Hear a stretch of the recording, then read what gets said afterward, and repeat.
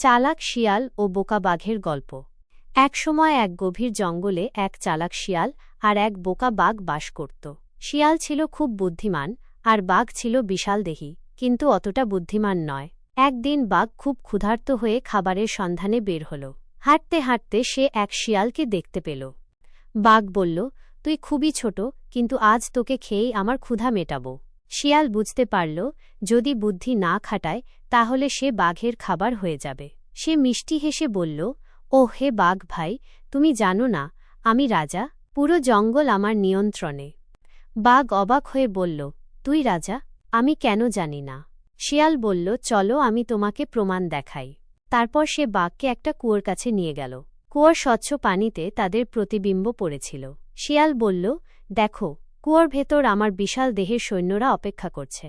বাঘ কুয়োর পানিতে তাকিয়ে দেখে সত্যিই দুইটি প্রাণী আছে, আসলে তাদেরই প্রতিফলন। সে ভাবল, এত বিশাল সৈন্যবাহিনী, যদি আমি শিয়ালকে খাই তাহলে এরা আমাকে মেরে ফেলবে। ভয় পেয়ে বাঘ পালিয়ে গেল আর শিয়াল হেসে নিজের প্রাণ বাঁচাল। গল্পের নীতি: বুদ্ধি শক্তির চেয়ে বেশি কার্যকর।